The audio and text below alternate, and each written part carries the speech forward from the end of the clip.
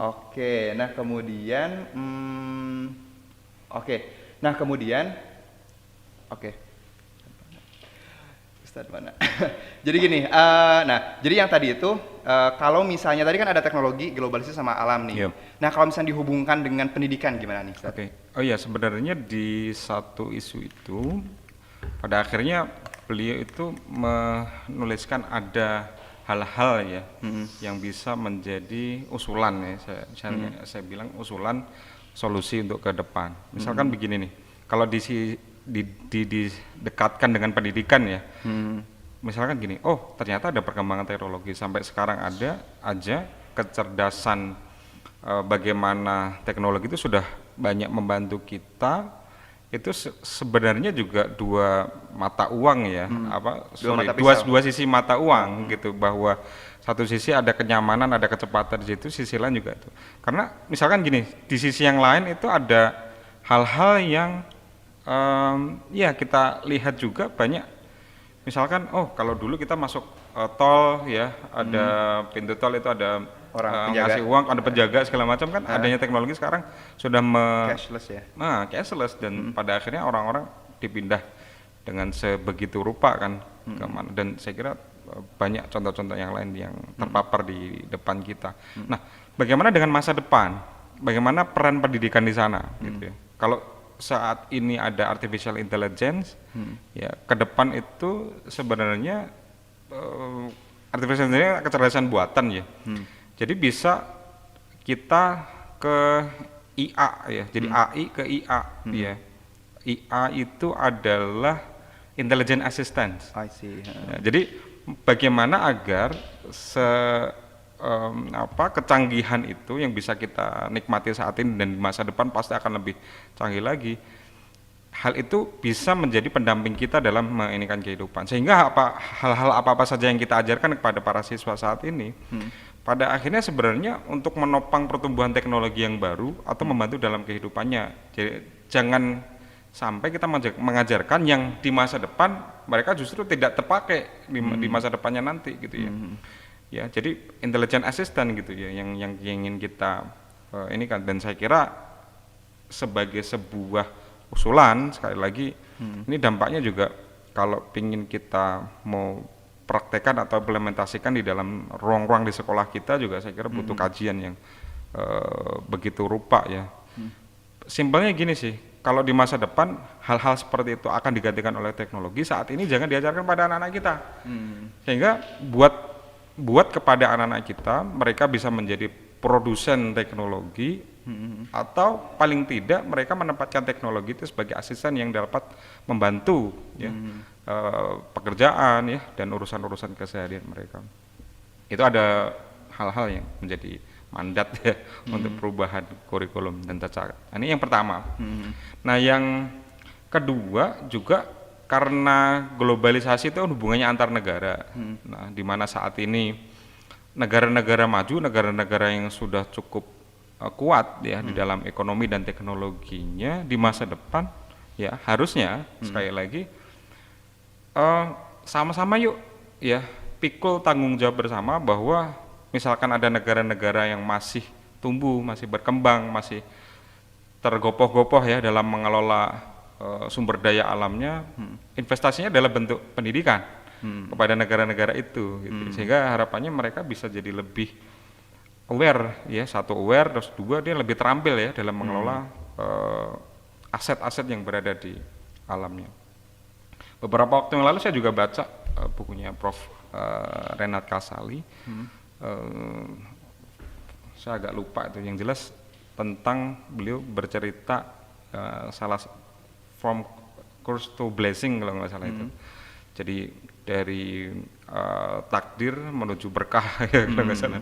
Karena ada beberapa daerah-daerah di Indonesia, salah satunya yang dikupas oleh beliau itu di Bojonegoro ya. Ada sebenarnya mereka punya aset yang sedemikian rupa ya, ya ada minyak ya di bawah tanahnya gitu ya. Dan pada akhirnya ya tetap ada intervensi dari perusahaan asing yang masuk ke situ gitu ya. Dan itu proporsi pembagiannya kan luar biasa besar, itu di atas 40 kalau nggak salah, 40% gitu, di atas 40%. dan ya sangat indah ya barangkali karena itu juga di Indonesia dan kita merasakan bahwa kepemilikan itu harusnya ada full di kita, tapi kan kita nggak mampu dong secara teknologi sampai dengan saat ini. Nah kalau itu bisa kita kelola dengan baik, ya saya kira kita jadi lebih punya banyak akses untuk kemanfaatan itu. Gitu. Oke. Wow. Oke, saya jadi sampai bingung menyimpulkannya. Oke, nah tapi kalau misalnya untuk teknologi itu kayak tadi saya menarik sih. Jadi bahwa memang kita harus mengajarkan anak kita sesuatu yang memang akan terjadi nanti di masa depan gitu ya, dengan bantuan teknologi. Tapi kayak have you ever imagine kayak misalkan at some point misalnya internet gak ada, teknologi gak ada, kemudian and then every kids gitu udah melakukan sesuatu itu dengan teknologi. Ketika teknologi itu nggak bisa work, misalkan, itu gimana? Jadi gimana? Apakah memang perlu semuanya everything about technology atau misalkan kita lebih basic thing kita how to survive itu harus tetap diajarkan tapi teknologi juga lebih penting? Ada unsur-unsur di mana ini sebenarnya juga menjadi bahan diskusi kita ya waktu beberapa waktu yang lalu ya sebelum masa pandemi ini bermula. Bahkan saya bikin challenge ya, bikin tantangan satu kalimat pertanyaan kepada teman-teman guru yang lain ya. Ini sebelum pandemi loh, Ustadz Yusuf ya. Pertanyaan saya waktu itu gini, Ustadz dan Ustazah gimana ya sebenarnya profesi guru ini ke depan akan tergantikan atau tetap seperti ini? Dimana kita tahu sekarang ada teknologi yang sedemikian rupa canggih. Itu waktu itu belum pandemi ya. Karena saya ingin mengajak teman-teman untuk berpikir mendalam dan berpikir lebih jauh harapannya agar profesi guru ini bisa long lasting nggak sih gitu ya, atau setelah nanti teknologi sedemikian rupa masuk di ranah-ranah pendidikan kita, apakah profesi guru akan terjilat gitu ya? Apa guru masih dibutuhkan gitu ya? Guru masih dibutuhkan gitu ya. Jawabannya begini, ada kata kunci yang di dalam diskusi itu muncul, ada hal-hal yang tidak bisa dilakukan oleh mesin, ya, tapi tetap bisa dilakukan oleh seorang guru. Apa itu? Tentang keteladanan, misalkan, tentang kedisiplinan, melatih empati, melatih rasa. Hal-hal itu yang sampai kapanpun peran-peran guru tidak akan bisa tergantikan oleh mesin, begitu. Ada misalkan tentang ilmu psikologi gitu kan, itu mesin juga saat ini setahu saya belum ke sana. Sama hal-hal atau disiplin ilmu tentang human interest saya kira. Betul. Jadi sesuatu yang memang berhubungan dengan manusia yang ya kan pada fitrahnya manusia memang makhluk terunggul yang diciptakan gitu ya. Bagaimanapun dunia memanipulasi hal itu gitu tetap aja tidak bisa. Cuman ya itu maksudnya sometimes ketika kita sudah terlalu nyaman, contohnya misalnya kayak dulu itu mungkin ya dulu itu anak-anak sudah bisa bagaimana misalkan yang paling kecil itu memasak dengan tungku misalnya. Iya, betul. And then sekarang kita melakukan masak dengan rice cooker misalnya. Dan kemudian ketika listrik mati itu kayak how to survive, bingung. Apalagi sekarang itu suka kayak gini, kita working a lot in technology dan kemudian kita di masa pandemi. Pernah waktu itu ada gardu listrik mati yang waktu di Jakarta tuh. Dan semuanya kayak bisnis, bisnis seharian down, waktu itu ya? Seharian. Bisnis down, education down, semuanya down dan kemudian and then kita kayak mikir lagi kayak dunia itu bener-bener nggak se-fragile ini gitu, serentan ini. Kemudian kayak kita menciptakan masa depan, ternyata masa depan pun ya tetap aja at some point ada fragile-nya di sana gitu. Itu yang mungkin kita juga sebagai pendidik gitu ya, karena kita itu kan sebenarnya masih di journey ya, masih di tengah perjalanan perkembangan teknologi dan kita nggak tahu end-nya itu seperti apa dan kita harus menunggu di sana gitu. Makanya dan semua karena sekarang globalisasi tadi ya, karena perbedaan antara negara satu dengan negara lainnya itu tidak terlalu disparitasnya tidak terlalu tinggi. Jadi kita mungkin perkembangan kita sama Amerika juga sebenarnya nggak terlalu jauh-jauh banget dari segi perkembangan manusianya. Jadinya nggak ada contoh satu negara yang udah udah stable menggunakan teknologi secara umum karena semua orang juga masih berlomba-lomba untuk bekerja di bidang itu. Nah, itu ya. Nah, kemudian kalau tadi mungkin aspirasi untuk pendidikan ya. Nah, kalau misalkan untuk sekarang nih, misalkan Ustaz Dedi kan di sini di Direktur Pendidikan juga. Nah, tantangannya apa sih? Misalkan kalau untuk pendidikan, kalau dihubungkan dengan buku itu? Tantangan kita sebenarnya ada di hari ini dan di masa nanti, begitu ya. Karena hari ini, esok atau nanti ya? Lagu ya. Ya, tentu saja menciptakan atau merancang ya anak-anak kita agar bisa survive dengan masa depannya kelak. Itu isu utama. Nah, keinginan kita adalah membawa mereka ke satu fase baru karena mereka nanti akan menjadi warga negara global, global citizen. Di mana saat itu kalau sekarang tabir antar satu negara dengan negara yang lain sudah tidak tersekat, bisa jadi ke depan akan menjadi lebih ini lagi ya, apa namanya, mereka bisa saling kesini dan seterusnya. Nah, di saat itu kan kita butuh keterampilan, di saat itu anak-anak kita butuh skill ya. Skill untuk critical thinking itu isu yang apa tetap menjadi satu prioritas penting bagaimana kita ingin membangun mereka, problem solving ya, terus kerja sama tim ya. Dan karena mereka kita siapkan untuk menjadi pemimpin ya di masa depan, berarti ada skill leadership di situ yang apa, komponen-komponen leadership yang sangat krusial di masa itu gitu ya. Jadi berpikir lebih jauh gitu ya, punya horizon pemikiran yang tidak terbatas ya pada cara pandang mereka gitu ya, membekalkan mereka dengan berbagai macam apa namanya, alat atau telaah ya dari berbagai macam sisi gitu ya, sehingga mereka jadi lebih bijaksana dalam memutuskan sesuatu gitu ya.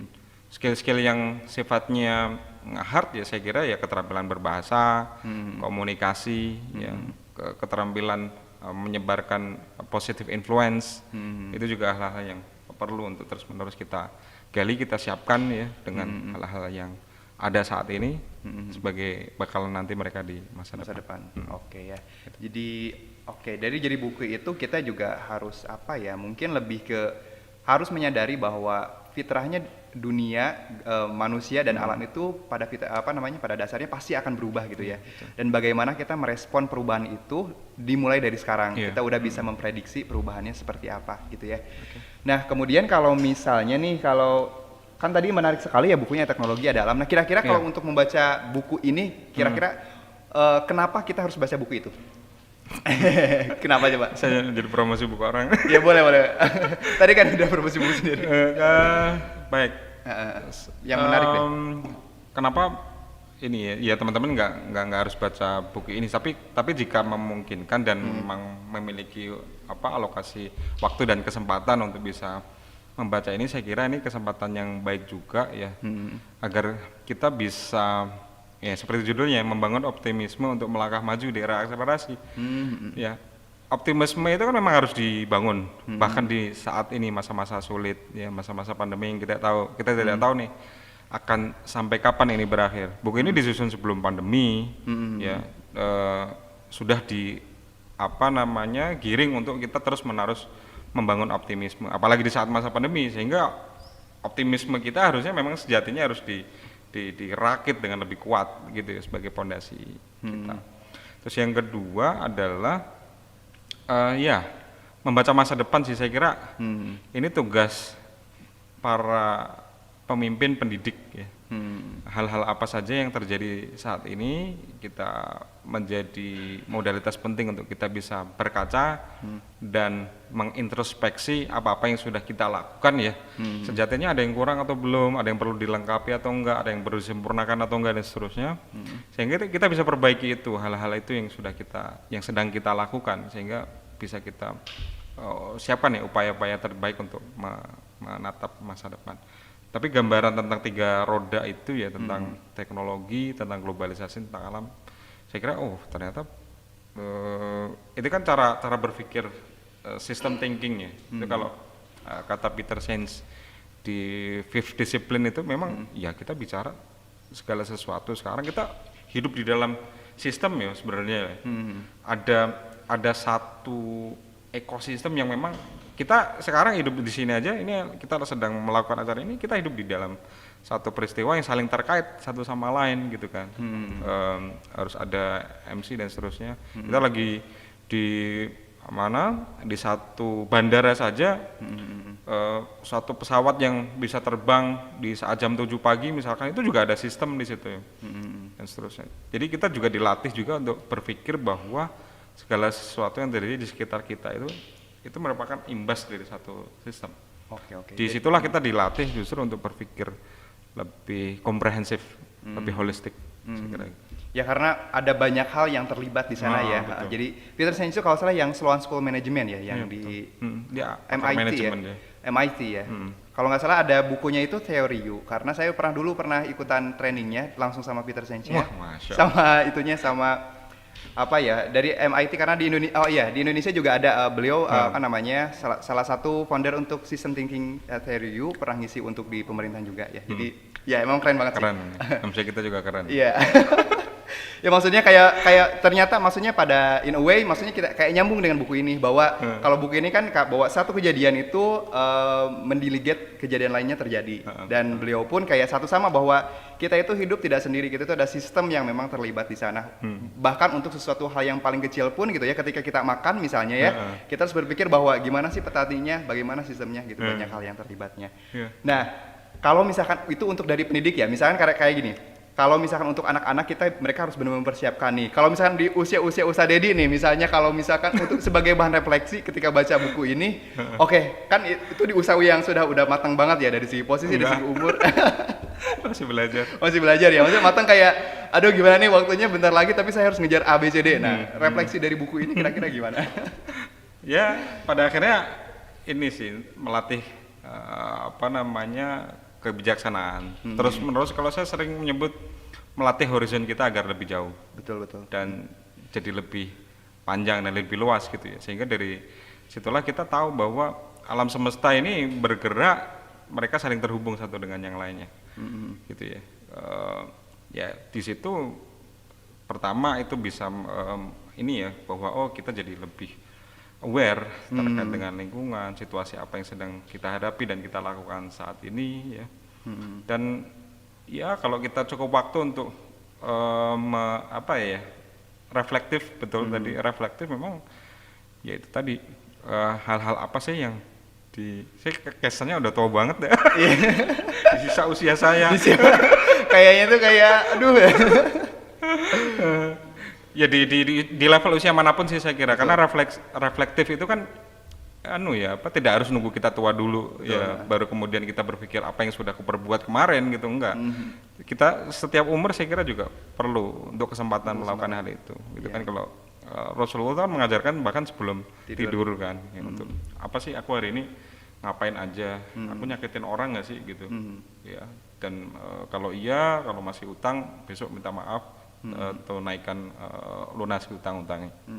Itu saya kira juga diajarkan oleh Rasulullah 14 abad yang lalu tentang bagaimana kita terus mereflektifkan diri. Iya, dan terus mau kayak ternyata evaluasi diri juga. Evaluasi diri dan belajar ya. Karena saya dulu tuh waktu sekarang misalnya dulu tuh kayak ya udah ketika maybe kalau misalnya usia saya udah 40 tahun gitu kayak I know everything gitu ya. Maksudnya I know everything kayak saya sudah masuk di sektornya tertinggi gitu ya. Jadi kayak udah di posisi yang stable kayak I know everything, I know what to do gitu ya. But then gitu misalnya pas udah baca buku ini ternyata perubahan dunia itu ya memang selalu terjadi dan misalkan dan sebagai individu pun usia 45 tahun you have to keep it with this gitu ya.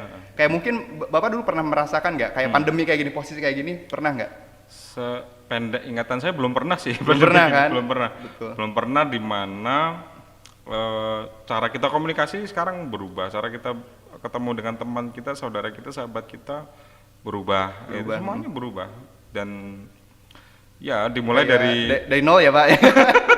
Kayak dimulai lagi ya pada usia udah ternyata harus kayak gini lagi ya. Memulai satu makanya kebiasaan baru kan dibilangin karena new normal ya. Norm itu tadi kebiasaan-kebiasaan yang sebelumnya belum pernah kita lakukan sama sekali di kehidupan kita saat ini kita memulai lagi di dalam, maka di bagian itu tantangan sebenarnya, tantangan kita, tantangan masyarakat pada umumnya kan itu memulai sesuatu yang belum pernah ada di fase kehidupan sebelumnya. Ya menjadi goresan baru di situ. Iya, dan itu memang pasti terjadi gitu ya, maksudnya perubahan-perubahan yang kita nggak sangka-sangka ternyata pasti terjadi gitu ya. Nggak pernah mikirin bahwa misalkan dulu oh iya ya kita harus ngomong sama Zoom gitu, kayak harus bener-bener kayak dulu kan telepati ya, istilahnya telepati berkomunikasi jarak jauh, sekarang sama aja pakai merpati dulu. Pakai merpati ya. Zaman Sriwijaya Majapahit kalau nggak salah itu di film-film klasik sih, nggak tahu itu beneran atau enggak. Ya jadi ya di usia jadi belajar juga bagi saya gitu ya, maksudnya kayak masih muda bahwa mikirnya kalau dulu tuh kayak ya udah oke, kalau misalnya usia udah 40 45 tahun ya mungkin saya udah pengetahuannya udah bener-bener compact gitu. Ya ternyata ada pandemi kayak gini saya ngelihat orang-orang yang lebih dewasa dari saya. Jadi kayak aduh mereka belajar lagi tentang misalkan tentang Zoom, teknologi yang memang benar-benar belum. Jadi saya juga kayak sekarang kayak oke, kayak ya saya tuh harus sudah siap bahwa masa depan itu se-fragile ini gitu. Seberubah ini dan kita harus tetap resilient ya. Sepakat. Oke, ya mungkin kalau misalnya untuk pesan-pesan nih sebelum kita tutup nih, pesan-pesan kepada audiens juga, karena insya Allah ini akan di-upload ya Pak ya, dan kemudian bisa meng-sharing juga ke guru-guru lainnya di SMA IT. Saya kira kalau kita membaca itu membaca masa lalu, tapi tidak cukup di situ, menulis agar orang masa lalu tahu bahwa menulis bahwa orang di masa depan tahu karena kita pernah hidup di masa lalu. Jadi membaca dan menulis itu dia dua saudara kembar, ya. Dan saya mendorong juga terutama tentang resilient itu dibangun kan dari pengetahuan, ya, pemahaman gitu ya. Sehingga budaya ini saya kira kalau kita ingin menularkan ya kepada anak-anak kita, siswa-siswa kita harus dimulai dari kita dulu, dimulai dari guru dulu. Dari gurunya dulu, dari pendidiknya dulu gitu ya, sehingga kita bisa menduplikasinya kepada para siswa. Ya. Indeks literasi kita juga masih memprihatinkan sehingga saya kira tugas kita bersama ya, nggak bisa menunggu pihak manapun untuk merubah itu semua kecuali dari diri kita dulu gitu ya. Sehingga kita harus gelisah ketika saat ini bahan bacaan kita sudah habis. Atau sudah tinggal 10 halaman terakhir sementara kita nggak punya buku baru berikutnya. Oke, saya kira ada PDF sih Pak. Ada PDF sih Pak. Bisa download jadi mungkin itu dulu ya. Jadi kalau misalnya udah 10 halaman belum ada buku lagi, beli lagi itu. Kalau saya lebih ke oke udah 10 halaman kalau belum download lagi itu nih yang bikin pusing atau referensi yang bagusnya ya. Oke, mungkin bisa ditunjukkan ke audiens yang mungkinnya bukunya seperti apa, mungkin ada yang mau baca. Oh, ini buku saya Easy Learning, silakan. Nah, ini bukunya Thomas L. Friedman, Thank You for Being Late. Oke, ya. Penerbitnya Gramedia. Oke, ya jadi Thank You for Being Late dari Thomas L. Friedman ya. Salah satu kolumnis juga ya di New York Times dan bukunya sangat layak untuk kita baca ya. Apalagi apalagi kita sebagai guru ataupun siapapun juga ya yang maksudnya yang menganggap bahwa perubahan itu adalah sebuah fitrah ya. Oke, luar biasa sekali ya untuk siang ini. Tadinya saya ngantuk, tapi sekarang ternyata aduh kepala saya jadi penuh nih. Jadi saya jadi penasaran nih. Nanti kayaknya harus baca buku, tapi ngelihat tebelnya kayaknya bentar dulu. Ya nanti insya Allah akan dibaca ya. Dan terima kasih juga kepada Ustadz Dedi sudah menyempatkan waktunya, sudah berbagi buku yang dibacanya ya. Oke begitu ya, alhamdulillah. Dan ini untuk bulan ini adalah Ustadz Dedi dan untuk bulan depan kami dari tim literasi SMA Nurfik Boarding School sangat menunggu partisipasi guru-guru lainnya. Kita sharing di sini ya, kita cerita buku apa saja yang telah dibaca. Ya semoga dari buku yang telah dibaca, karena satu buku yang telah dibaca oleh satu orang dan orang lainnya perspektifnya beda, point of view-nya berbeda. Jadi akan sangat menarik ketika kita sharing point of view kita kepada teman-teman kita ya. Oke, kita sudahi aja podcast atau tea time ini dengan bacaan hamdalah bersama-sama. Alhamdulillah alamin dan sampai ketemu di podcast di bulan depan. Terima kasih. Assalamualaikum warahmatullahi wabarakatuh. Salam, bye-bye.